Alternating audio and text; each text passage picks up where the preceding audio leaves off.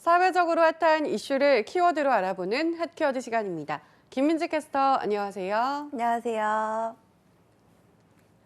네, 올해는 여느 때보다 조용한 새해를 맞이하시는 분들이 많을 텐데요. 조용하게 다가온 새해와 달리 2021년에 달라지는 제도들이 많다고 합니다. 과연 어떤 것들인지 핫키워드에서 살펴보겠습니다. 네, 2020년은 그야말로 잃어버린 한 해였다고 할 수 있죠. 그래서 2021년에 새로운 변화를 기대하는 분들도 참 많을 것 같은데요. 그렇다면 어떤 제도들이 달라지는 걸까요? 네, 얼마 전 고용노동부는 올해부터 달라지는 제도를 알려주는 2021년부터 이렇게 달라집니다라는 보도 자료를 발간했습니다. 가장 핵심은 고용안전망이 강화된다는 겁니다. 첫 번째는 국민취업지원제도를 통해서인데요.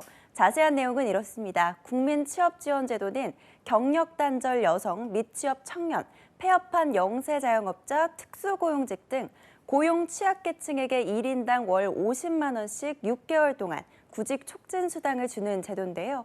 다만 가구 소득이 중위소득 50% 이하고 재산이 3억 원 이하여야 합니다. 또 2년 내에 100일 이상 취업한 경험이 있어야 합니다. 여기에 취업 지원 서비스를 제공하면서 고용 안전망을 더 탄탄하게 다지는 제도를 실시할 예정이라고 합니다. 네, 고용 안전망이 더더욱 탄탄하게 다지게 된다는 것이 정말 희망적인데요. 또 예술인을 위한 고용 안전망도 확대되었잖아요. 네, 맞습니다. 고용보험 적용 대상이 예술인으로 확대되는 건데요. 예술인도 수급 요건을 충족할 경우 실업급여와 출산 전후급여를 받을 수 있습니다.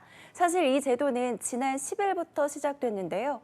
하지만 신청 기간으로 인해서 고용보험 기금으로 지급하는 구직급여를 받는 첫 예술인은 하반기에나 나올 예정이라고 합니다. 수급 요건은 합산 소득이 월 평균 50만 원 이상인 예술인이면 가능하다고 합니다.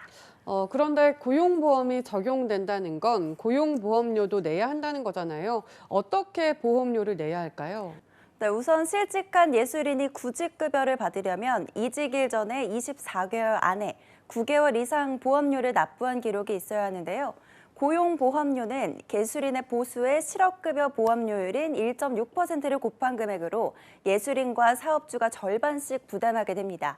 월 평균 보수가 80만 원 미만인 저소득 예술인은 기준 보수 80만 원으로 보험료가 부과되는데요. 하지만 이러한 저소득 예술인에 대해서는 정부가 고용보험료의 80%를 지원하게 된다고 합니다. 이후에 실업급여를 받기 위해서 자발적 이직과 같은 수급 자격 제한 사유에 부합이 되지 않아야 하는데요. 이러한 조건을 충족시키면 최대 270일까지 구직급여를 받을 수 있게 된다고 합니다.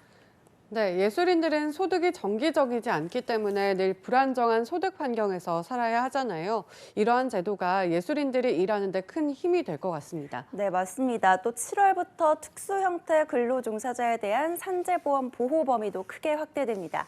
현재는 보험 설계사와 퀵서비스 기사, 택배기사 등 14개의 직종의 특수 형태 근로 종사자만 산재보험을 받고 있는데요. 7월부터는 소프트웨어 산업에 종사하는 프리랜서도 산재보험의 적용을 받을 수 있게 된다고 합니다. 네, 또 가장 주목해야 할 부분이 당장 오늘부터 최저임금이 올라가고 공휴일 휴무에 대한 적용 대상도 달라지는 거잖아요. 네, 맞습니다. 최저임금은 1월 1일부터 시급이 8,720원으로 인상됩니다. 일당으로 환산하면 8시간 근무했을 경우 69,760원을 받을 수 있는 건데요. 한 달 월급으로 계산을 하면 182만 2,480원이 됩니다. 하지만 수습기간이 3개월 이하인 수습사원은 최저임금액의 10%를 감액받고 또 급여를 받을 수도 있습니다. 이제는 30인 이상, 300인 미만의 민간 기업도 명절, 공휴일 등 관공서의 공휴일과 대체 공휴일을 유급 휴일로 보장해야 하는데요. 이전에는 관공서 공휴일이 민간 기업의 법정 유급 휴일은 아니었습니다. 그러니까 꼭 쉬지는 않아도 됐던 거죠. 하지만 2020년부터 300인 이상의 기업에게 적용됐던 이 제도가 2021년부터는 30인 이상, 299인 미만 기업에게도 적용이 됩니다. 만약 공휴일에 불가피하게 근무를 해야 하는 경우는 다른 근로일을 유급휴일로 바꿀 수 있습니다. 이 밖에도 고용유지지원금 사각지대에 놓여있던 파견, 용역 근로자도 1월부터 정부 지원금을 받을 수 있게 되는데요.